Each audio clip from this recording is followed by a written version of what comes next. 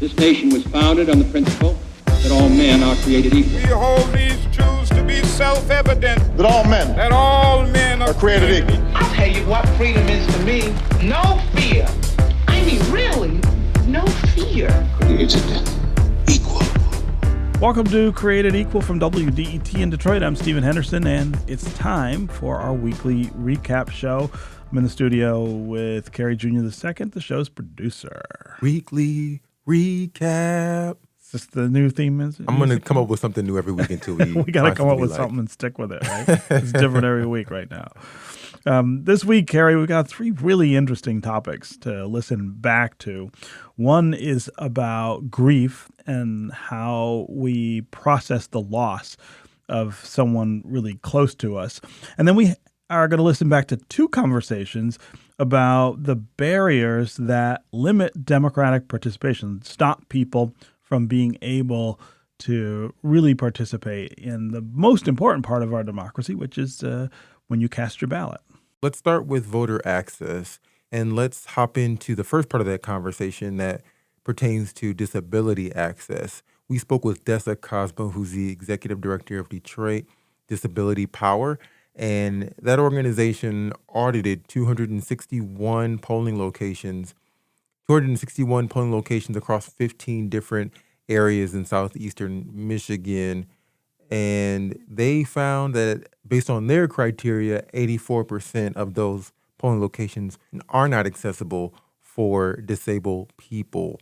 And so that creates a barrier for them in terms of being able to come out and vote. And when we talk about the lenses we use to come up with subjects here on Created Equal, democratic participation is a huge one, right? And normally we're talking about things that are sort of passive barriers to voting. Yeah. Things like, clerks making sure the rolls are clean and laws that make sure that everyone who's eligible to vote can register and actually do it. But here we're talking about actual physical barriers, things that literally keep people from being able to participate in the way that they should.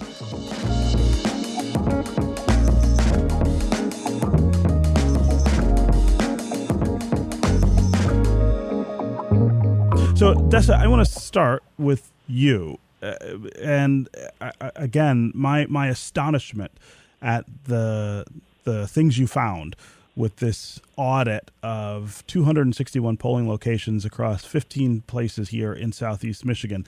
I just want to repeat that before we get to the conversation. 84% of the polling locations were not compliant. They were not accessible. I want to start with you just telling us about the kinds of things you found in these locations that make them inaccessible to everyone. Well, thanks for having me, Stephen. It's really good to be here. We were actually looking at four main categories in our 2022 audit, and we're doing it again in this election cycle. We started with a February presidential primary. I did it again in August, and we'll do it more in November. And these four categories are based on federal and state laws, requirements that poll places are accessible in particular ways. So none of the things that we evaluated at polling sites are, mere convenience or nice to have. They're absolutely essential to equitable access to our democracy, and they're actually written into law. So the four main categories that we evaluated were an accessible parking area with a clear, accessible pathway into the building. That's the first one. Mm-hmm. The second one is an accessible entrance. Is the door wide enough for a wheelchair, for example, to get in? Is there a push button, or is the door light enough to open with one hand? Those are two ways that a door can be accessible or not. The third category is whether or not there is a fully accessible voter assist terminal, which is what we call an accessible voting machine in Michigan. We often refer to it as a VAT, a voter assist terminal. It's the machine that someone can use to fill out a ballot, have it printed out, and then put into the tabulator if they're not able to fill out a pen and paper ballot. These are really important machines for people with physical disabilities, people who are blind, or people with learning or cognitive disabilities. And then finally, a poll site is required to have an accessible booth for casting a paper ballot privately. So that means someone like me, who is a wheelchair user, can not only park my car and safely get out, not into oncoming traffic, roll into the building, get in the door, get my ballot, and then choose between the voter assist terminal, where I can vote on the machine, or roll up to a desk that's the appropriate height for a seated person and vote privately by hand. So these are the 4 categories that we evaluated. And in the intro, you're absolutely right. 84% that don't meet these 4 requirements is outrageous, and it's really unacceptable. Yeah. Give us a sense of the physical, I guess, condition of these places. How many are out of compliance with just one of these criteria? How many are out of compliance with 3 or 4? I guess I'm trying to get a sense of how far we are from being able to say that this works the way it should. Right. Very good questions. And currently, we are pretty far from where we need to be. But there's really good news embedded in all of the bad news. So to your first question, 26% of all of the polling sites that we evaluated in 2022 scored no on only one of the 4 categories I just talked about. Okay. Meaning that if that one thing at that 26% of locations was fixed, we would actually have an accessibility rate of 42% across the region, which is, a lot better than 16%, yes, but it's still insufficient. It's still a minority of voters, right? Yeah. It's really, it shows what a long way to go we have. However, while some of these barriers that we're talking about, I'm happy to dig into this, are about the built environment and about basically aging and crumbling infrastructure that I think all Detroiters are aware of, not just disabled Detroiters, although it does impact us more intensely. The good news is, besides that, the kind of problems that we noted in our evaluation are often game day decisions, meaning that they could have been set up a different way that was accessible, but the person setting it up didn't stop and think about it or didn't receive the proper training to do it the right way. And so those are things that don't cost money to fix or cost very little money to fix, and can be done easily if we actually just have the intention to do so. Yeah. When we think of these kinds of barriers and what they represent to people who encounter them, I think the most frightening or harrowing scenario is somebody shows up to vote on election day and they're unable to do it because the polling place is not accessible to them. Obviously, that's not the only potential outcome. I suppose, people could get help to vote. There could be some accommodations made. But I want to get a sense of how frequently people are essentially just being turned away from this fundamental right because of accessibility. Do you have a sense of how many people are just not able to vote because of these things? We do. We have some national data on that. And we have a lot of local experiences, myself included, that really show what happens, like in real time, and how it feels to be that voter, which I also think is super important, because disabled people in general in this country as a group are not doing well. Like, we score very low on most quality of life indices around, wealth and education and health and length of life. And yet none of that is inevitable. It all has to do with ableism and not having policies and practices in place that allow us to fully engage in our communities. And so being able to participate in the democratic process is super important to us, because we have everything to gain from more political influence and more representation in government. And I can tell you, as a disabled voter, it is frustrating and demoralizing and dehumanizing to go exercise my right to vote and realize that people weren't prepared for me to show up. When they were thinking about who mattered and who they needed to set up the day for, I wasn't on their list.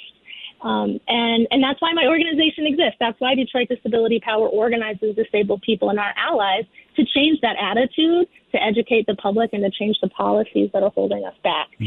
So we don't have an answer to your question locally in terms of how many disabled voters are essentially being turned away from the process. But we do know nationally that if disabled people voted at the same rate as our non-disabled peers, there would be 1.75 million more voters as part of the electorate. Wow.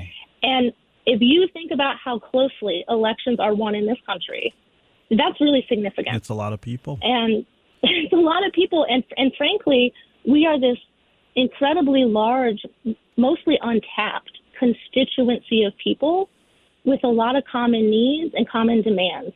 And so, in my view, I think it should be in candidates' view, we are folks you want to be courting to turn out and vote. And if a candidate is doing that and then we show up and we can't get in the building, we have, a lot of problems. So that's some national data. There's additional national data that Rutgers collects that shows that 1 in 7 disabled voters report challenges voting, which is more than twice that of non-disabled voters. So this really is an equity issue. Yeah. Tessa, you mentioned that you have maybe experienced this problem. I wonder if you can talk about the experiences you've had trying to get access to voting places. I can. I have two really frustrating experiences in the last 10 years. Back in 2018, I had recently moved, and so I had a new precinct. And I was really pleased when I got there that there was accessible parking. I was able to get my wheelchair out. I was able to roll into the building. I got my ballot from the nice poll workers at the table. And then I turned around to go vote, and there was nowhere that wasn't a standing height voting booth. So I would have had to fill out my ballot above my head, which I cannot do. And so I turned back to the poll worker, and I said, where should I vote? And she looked a little confused. She moved some papers aside from where she was sitting and said, you can vote right here. And I said, well, that's very nice of you, but I'm also entitled to private voting. She got a little grumpy with me, didn't totally know what to do, but thankfully another poll worker overheard the conversation and cleared off a table across the room where I could vote at the right height and in a private manner. So I was able to fill out my ballot. But as I left that day, I, again, was shaken by this sense that they didn't think that anybody in a wheelchair was going to come vote. Like, there are 129,000 disabled residents in the city of Detroit alone, and nobody had thought that somebody like me in a wheelchair was going to show up and exercise our right to vote. And so that's just extremely disturbing. And later that night, I had an advisory board meeting for my organization, and I was, in a mood after that experience. And I shared it with the advisory board, who, for the most part, were other disabled Detroiters of a wide variety of disabilities represented in this group. And, every one of them said, Dessa, I had a similar experience. When I went to vote, I couldn't do it easily, or I wasn't able to do it. And this is what happened. And I thought, okay, well, this needs to be a major focus of the work of Detroit Disability Power, because this is not just a Dessa problem. This is a systemic problem. And it seems absolutely solvable with some education and some intentionality and some advocacy. So that was 2018. That is actually what launched the collaborative poll access audit that we've been talking about. Okay. Fast forward to 2020, I thought, okay, let me use the voter assist terminal, which is designed for disabled voters, but can be used by anyone. You don't have to be disabled to use it. And even though I can fill out a paper ballot, I thought, let me use the voter assist terminal so I can educate myself about how it feels to use it. And I can also see if the poll worker is on their game. They were not, unfortunately. And it took them 45 minutes to figure out how to turn on the machine and get me to my ballot.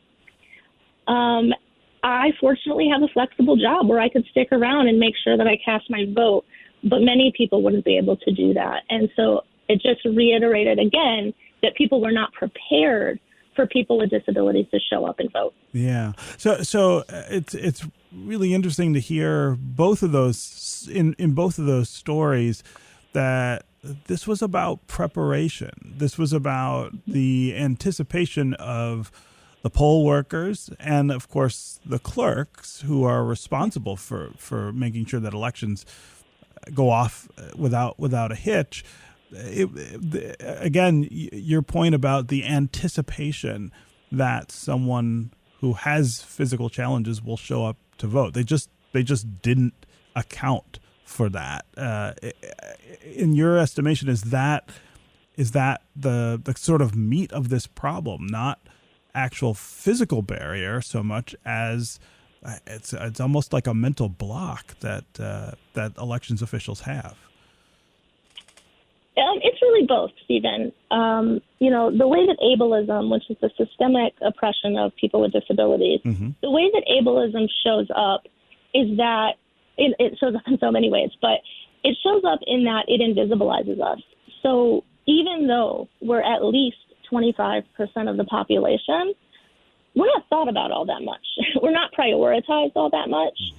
And we're kind of out of sight, out of mind a lot, which is extremely detrimental to our well-being, and doesn't realistically reflect the real diversity of our communities if you're excluding 25% of people from being their full selves and showing up in that fullness. So there's that kind of underlying systemic problem that absolutely influences whether or not we're thought about by clerks and poll workers to the extent that we need to be. There's also, other issues around aging infrastructure and the way that cities like Detroit have been disinvested in. The ways that we have so many problems around race and class and access to functional infrastructure. So it is about intentionality, and it is about disability, and it is about the built environment, but it's also a much bigger picture that all connects. So, like I said, many of the problems we see at precincts are game day decisions. They're things like having an accessible entrance that then is propped open with a giant barrel that therefore makes it inaccessible, right? Like, that's a solvable problem. Sure. But if you're the person trying to get in the door and there's no one there to move the barrel, what do you do? We heard this election in August, we got a call about a person in a wheelchair that showed up to vote at a church on the west side and had to crawl up 5 stairs to get in the building and cast their ballot. Wow. That's unacceptable. That's not only humiliating, but that's dangerous. Yes. But that person cared so much about participating in democracy that they did that. These are people that should be, that is an awesome voter, but they should have never had to do that. But that's a person that should have been prioritized. Yeah.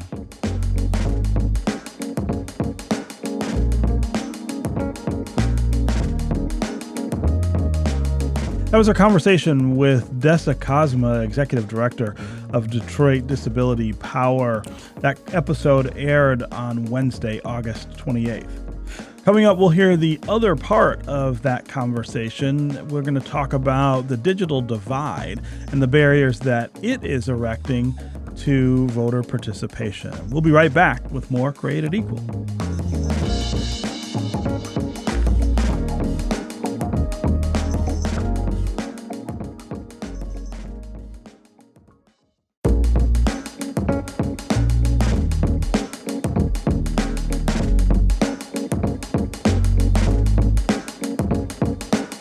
Welcome back to Created Equal from WDET in Detroit. I'm Stephen Henderson here during our weekly recap show. Recap.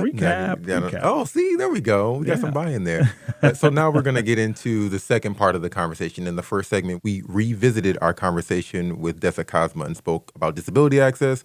The other part of the conversation, we spoke with Christopher Ali. He researches broadband access and democracy. He's also the author of Farm Fresh Broadband, Politics of Rural Connectivity. He speaks to who has access to the internet and what that means in terms of their ability to be informed, when it comes to elections and election participation. So, here in Detroit, there are lots of people who don't have broadband internet access. Even folks who have access to the internet ostensibly through their phones are just not able to do some of the same things that are almost necessary now to be able to participate fully in our democracy. So this conversation is not just about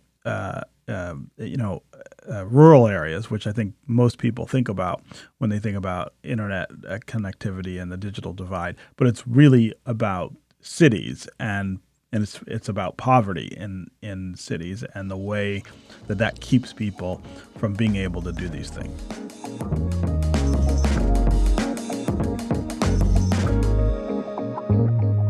Christopher Ali, I want to start this part of the show talking with you about the digital divide and the barriers that it presents to voting. Let's start here. Why is the internet an essential part of democratic participation right now? Absolutely. I mean, that's a great place to start. The internet is our window to the world right now, right? It is how we get news and information. It is how we connect with friends and family. It is how we do work. It is how we engage with many of the services, governmental services included, that we need to do on a daily basis. It's how we applied for or how we booked a COVID vaccine and how often we apply for benefits and file our taxes. It is the gateway to so much of what we do in our day-to-day lives, which is why it is essential that everyone in the United States have access to affordable, meaningful, high-speed internet. And what kinds of things do we define as this kind of digital access? Is it as simple as having access to the internet? I mean, lots of people have phones that have some form of internet access, and then, of course, others have broadband connectivity in their home. Talk about what we're concerned with here, or the focal point of this access from a democratic standpoint.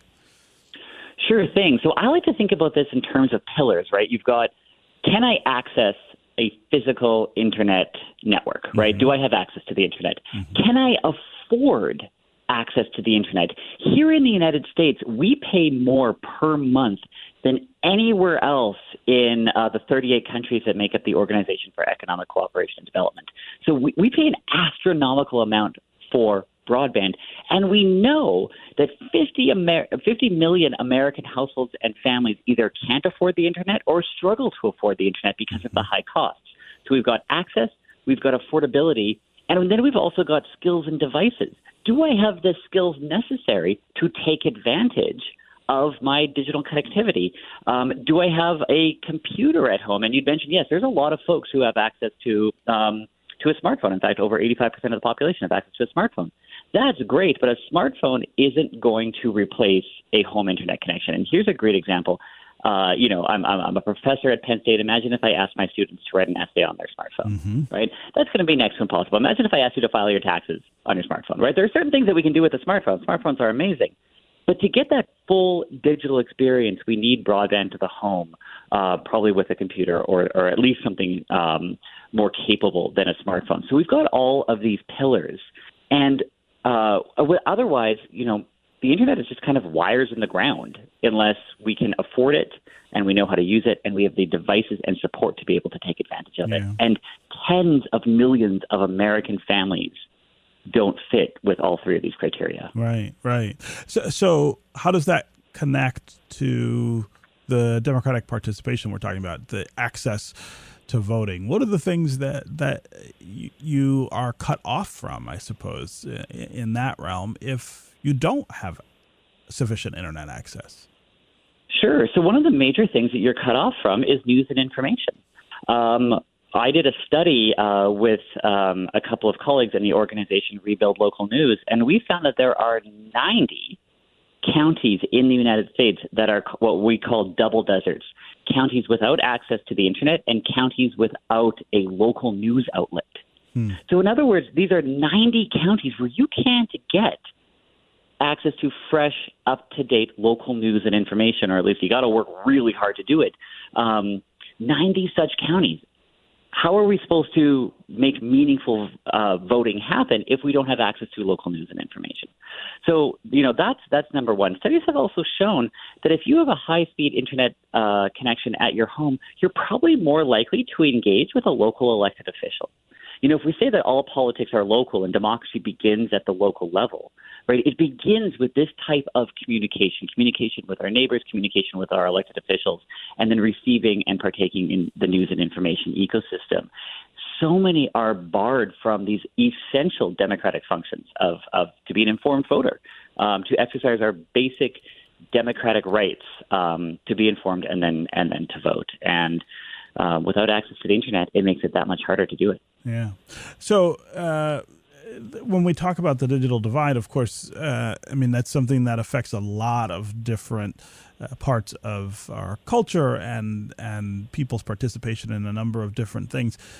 Talk about how important this is, how much impact there is from a democratic standpoint from the digital divide. How many people are really challenged by this, and it affects the way, or I guess the efficiency with which they're able to cast ballots.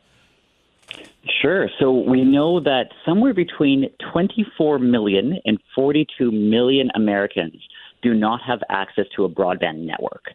As in, they can't, even if they wanted to subscribe to the internet, they have no network in their home or their apartment that they can subscribe to. Wow. And that's particularly an egregious case in rural communities and on tribal land. But it doesn't mean that urban folks are also struggling. There's a huge chunk of New York City that doesn't have access to the internet, for instance. So it's worse off in rural and tribal areas, but it certainly exists in urban areas as well. We also know that at least 50 million households struggle to pay for their internet subscription. And we know this because we used to have a program, the federal government used to have a program called the Affordable Connectivity Program. And that was a subsidy for broadband subscriptions for eligible households, and how you could be eligible, a household, for instance, if you had a kid who participated in a free or reduced lunch program at school, right? That made your whole household eligible. And that was $30 a month or $75 a month if you lived on tribal land. 50 million households were eligible for that program, and at the end, about 23 million actually subscribed. Mm-hmm. So, we know that at least 50 million households are struggling to afford their internet subscription or just can't at all. And I've heard from folks who have told me, in surveys that I've had access to, hey, I'm debating if I can afford food or my internet right now. Wow. Right? That is awful. And then what we don't really have a collective number on is the tens of millions of folks who don't have the confidence, the digital confidence, to really take advantage of their internet connections, right? They may not have the skills, they may not have the devices, they may not have the support to be able to do this. And again, if you don't know how to use your computer, it's just a brick. Yeah. It's a brick sucking up electricity. Right. And so we've got these three. What I can tell you is that the National Digital Skills Coalition found that 92% of jobs will require digital training in some capacity.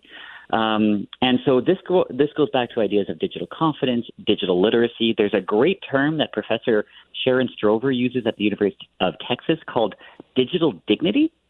And I love these ideas because it's helping folks achieve whatever it is that they want to achieve. And voting, of course, and being an informed voter is one of those essential pillars. Yeah. So Christopher, what do we do about this? I mean, as I said in the open, I feel like in some ways the digital divide is getting a little worse. I mean, technology is moving really fast forward, and there are lots of things that are kind of developing, and it feels like the people who are left behind are being left further behind every time something else develops that makes it easier for those who do have internet connectivity. So what, I guess, makes you optimistic or gives you hope about the idea that we can bridge this divide and get more people to be able to participate? Absolutely. So I think one of the first things to understand about the digital divide is that it's actually less about technology access and broadband access than it is about power and inequality. I mean, the communities that are most likely to be marginalized in this country, low-income communities, BIPOC communities, justice-impacted individuals, newcomers to the country, non-English language speakers. All of these communities that are more likely to be marginalized in any other capacity are more likely to be on the wrong side of these digital divides, right? So the digital divide, to truly confront it, also means confronting the amount of structural inequality that exists in this country. That's point one. So it's a much larger conversation. But to get to to drill down to the things that are making me optimistic, are what I'm seeing happening in communities across the country. I really do think that the way forward, the way through these digital divides is going to happen at the local community level. I mean, librarians are the heroes of digital literacy, right? They're the ones day in and day out working with folks on how to use a computer, how to build a resume, right? How to surf the internet safely. Shout out to every single librarian. I was in the city of Pittsburgh a few weeks ago, and the housing authority there, thanks to some foundation giving, created what they call a cyber bus that drives around to low-income neighborhoods and offers a very powerful hotspot, in addition to computer training, which is just an amazing use of community resources. Mm-hmm. In Virginia, Albemarle County, Virginia, has recognized how important affordable broadband is, and so they've allocated county funds to offsetting broadband subscriptions for low-income households. So all of this is happening at the local level, and this is what I love to see, because this is really, I think, going back to the whole point of our conversation about where democracy begins. Mm-hmm. It begins at the community and local level, and this is the stuff that I love to see. At the federal level, we are about to see the largest investment in telecommunications in the country's history roll out. It's a $42 billion program called the BEAD program, the Broadband Equity Access and Deployment Program. And that's going to go to hopefully bringing fiber optic connectivity to folks across the country. And then we've got another $2.75 billion dedicated to what's called digital equity and inclusion, and that goes to things like workforce development and education and digital skills and digital confidence. So there's some big money coming down the pipes in the next few years, which hopefully these communities are going to be able to take advantage of. Yeah. That was Christopher Ali, a researcher and the author of Farm Fresh Broadband, Politics of Rural Connectivity. That episode aired on Wednesday, August 28th. Coming up, we're going to revisit a conversation about how to move through grief. We'll be right back with more Created Equal.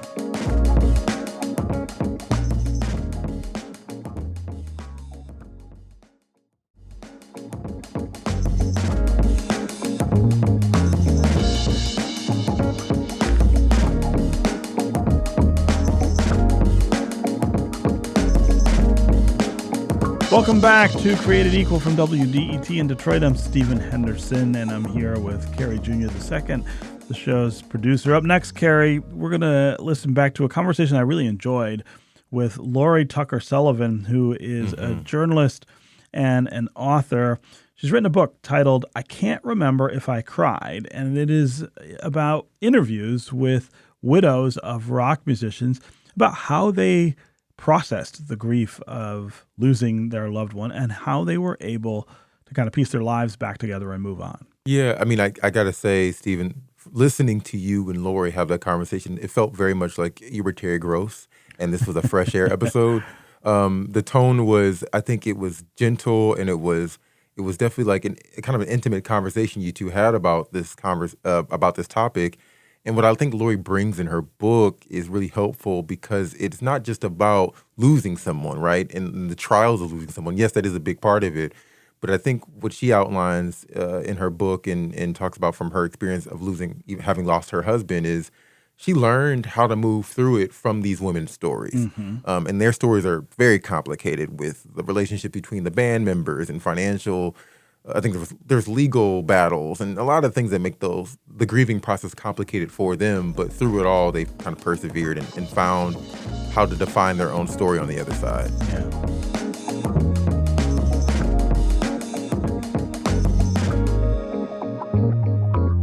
Lori, I want to talk a little about that title. it comes, at least in part, from the Don McLean song "American Pie," which I have to say I know as a closing song in bars, right, in the 1980s and 90s.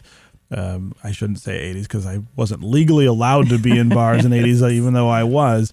But, as the hour approached 2 a.m. or whenever the place was supposed to stop selling liquor and send everybody home, they would put that song on and everyone would sing at the top of their lungs. And it's this very long narrative that has a lot of historical references, and it really occupies a place in not just rock history, but kind of American history, I think, in the way that that story is told. But I wonder what you make of that lyric. I mean, there's something very sad about that lyric, and there's something very sad about that part of the song. Why did you choose it for the book? Well, the full line is, I can't remember if I cried when I read about his widowed bride. And it's about Maria Elena Holly, who was the widow of Buddy Holly, and I believe the first rock widow. And Maria Elena doesn't talk to too many people these days, so I did approach her and was not able to get an interview. But, she was pregnant at that time and heard about his death on the radio and subsequently lost their child. And so I think she is also a symbol of what all of these women still go through. It happened again in the 70s with Ronnie Van Zant and Lynyrd Skynyrd. It happened, since then it has happened. And now in the age of getting the story first and getting it, out on the internet, it's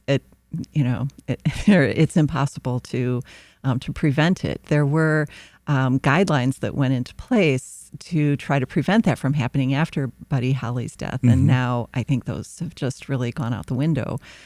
So it's something that these women still battle. And she's kind of a symbol of that, the start of it. Yeah. And you were talking in the earlier segment about the need that women feel to just go on and continue to manage life and continue to manage other people's lives after they lose a spouse. This lyric kind of points to that in some way. I can't remember if I cried. This idea of kind of soldiering on and moving past these things without appropriate time for grief. Yes.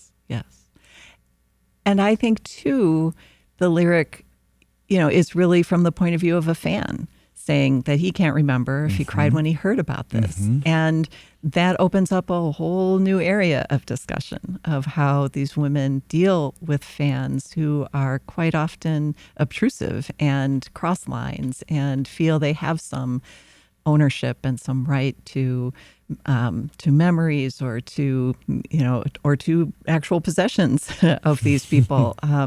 So yeah, there's that too. But yeah, it really, the lyric kind of came to me, and I wanted to use it as the epigraph in the book, and I still didn't have a title. And then I thought, that is the title. That's so title. Common that the thing you're looking for is actually right in front there. of you. Yes. It's just doing something else Right. than what you imagined it could. I do want to talk a lot about the women that you chose for the book. And let's start with how you chose them. Were these women whose stories had spoken to you before, or did they jump out at you because of what you were trying to do here?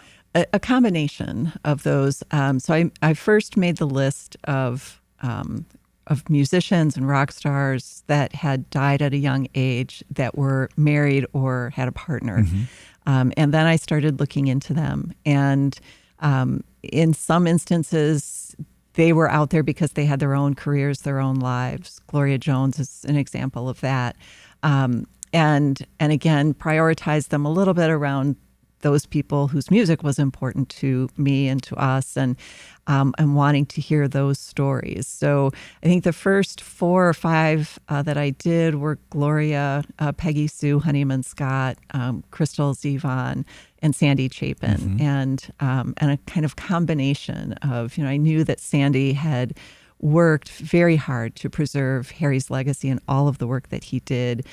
He was, known at the time of his death as much for his work in building up nonprofits and preventing hunger and things like that, as he was as a musician. And so that was of interest to me. And once I started kind of digging a little and finding their stories, it was, again, I knew that these were stories that needed to be out there, needed to be told. Yeah. So let's start talking about Crystal Zevon, who you've already mentioned, and what defines, I guess, or drives her struggle with grief after her husband, who's not her husband when he dies, right. Does pass away. Yeah. They had a difficult marriage. There was physical abuse within that marriage, but there was also this lasting love at first sight. And neither of them remarried after they divorced. She moved away from him to kind of start all over and let him deal with things. But then as soon as he was given a stage 4 diagnosis, he called her and asked her to care for him. Yeah. And that's not uncommon, actually, for people who have separated or divorced to come back together when death is imminent. And so she kind of had to wrestle with that. Did she really want to go back and get involved with him? And he did start drinking again. He made his last album that he really willed himself to live through making that album and seeing his grandchildren born. And then he asked her before he died to write his biography. And in doing so, she had to go through boxes and boxes of journals that he wrote throughout his life. And he wrote about, the kind of mustard that he had on a sandwich. And he also wrote about her, and he wrote about his affairs. And he, it was very difficult. One of the most poignant lines, I think, in the book is when she says reading his journals was like getting punched in the face all over again. And then after, when she read them all, she realized that it was also his one last ask for forgiveness, his one last kind of request for absolution. And it was a gift that she gave herself to do that for him. What do you mean by that? He's not here, so she can be angry with him forever. But being at peace with him and with their life was the better thing for her. Was for her. Yes. Yeah. Yeah. And that's a lot to forgive. It is. It is. And I think for so many people in relationships, that's some part of the grieving process, is coming to the space where you can forgive the person, maybe just for leaving, even, yes. right? Yeah. Yeah. Has that been some of what you've had to contend with? Personally, myself, a little bit. I mean, I think my anger is more directed at the universe for that. But there are certainly times when I think about where I'm at and how different it would be if I still had my partner here. There are many times when I'm out with friends and I'm the 7th person in the group, and those times are few and far between. I think I'm doing pretty well, but yes, there is that anger that sometimes is hard to even place. Why did this happen to us? I had a husband who was young, who was healthy, he ran marathons, and yet he developed a smoker's cancer, which, how did that happen? Right. An incredible unfairness. Yes, there is for many, many people. Yeah. Who are some of the other women who you think kind of stand out in the book? I've got a list too, but I want to give you a chance to highlight some of the ones that really matter to you. Gretchen Parsons Carpenter mattered a lot. Graham's music was something that Kevin and I had discovered. I still remember we took a trip, just the two of us, to Toronto, and we were in a music store, and I picked up a CD of a tribute CD to Graham, and there were musicians on that tribute CD that I recognized, and so I thought, I'll try this and take a listen, and that, led us down the path to listening to his music, and so I was very interested in talking with her, but she had never spoken to anyone, and she makes very clear that this is her story, and she's not going to wade into the mess that other people have made. And so she was the second or third interview that I did. I went to her home. Here we are on the patio overlooking Laurel Canyon, and it's just a beautiful setting. And again, I learned these lessons from her, and learned, first of all, how very young she was, how young Graham was. Here's a 20-year-old young woman who meets this man at a party for the Rolling Stones that she kind of wanders into as a fluke. A friend is there and calls her over, and he's gorgeous, he's wealthy, he's Harvard educated, at least for a year, and then he dropped out. He's in a band, he writes wonderful music, he's musically close to a genius, and very charismatic. And they become a couple, and then he becomes a heroin addict, essentially, and she is left at 21, 22 to cope with all of this. And since his death, has become kind of known as the jealous wife, who she's blamed for things that at the time, my children were in their early 20s, and I thought neither of them, I have a son and a daughter, neither of them could cope with this. Sure. And I have a friend who is a journalist who, when I told her Gretchen was one of the people I interviewed, she said, she's kind of always been the widow Parsons. Like, she has never quite moved on from this. And then she read the chapter and she said, I owe her an apology. I can't imagine now being that young, being pulled into this life and having to deal with it all, and then trying your best to move on. And she's been quite successful at that. But circumstance pulls her back into this because he has become the thing of legend. Yes.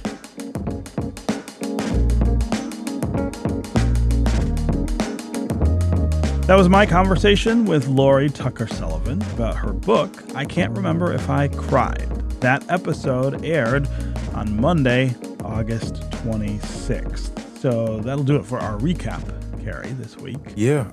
I wanted to say real quick, what a title for that book. Yeah, I love that remember title. If I cried. It's such a great line in that song by Don McLean. Yeah. The fact that life just goes on and you can't pause it to spend time to really you feel this on your pressure own. to not stop. Right. And to keep going and to keep everything kind of together. And I think women in particular feel that pressure in a way that men sometimes even don't. I mean, it is a very gendered experience because of the institutions of sexism in our culture. So, especially when you're in the spotlight like that too. Absolutely.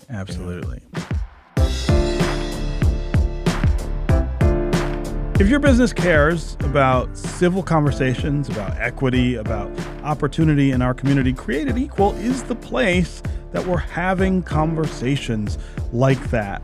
Your sponsorship of this program will keep those conversations going and expand our ability to have them. You can sponsor this program at wdet.org/sponsorship. That'll do it for this edition of Created Equal. Remember, you can listen to recent episodes of the show at wdet.org. Check us out on Apple Podcasts, on Spotify, or wherever you listen to podcasts. And while you're there, don't forget to subscribe and to rate the show. You can also leave us a review.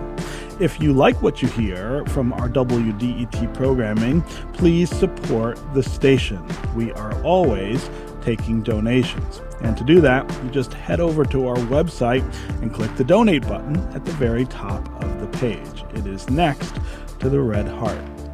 Created Equal is produced by Carrie Jr. II and David Lines. Our audio editing is by Connor Anderson, and the music is by Sam Bobian. Our digital team is David Kim, Jenny Sherman, and Sophia Joswiak. Our program director is Adam Fox. Created Equal is a production of WDET, a listener-supported service of Wayne State University.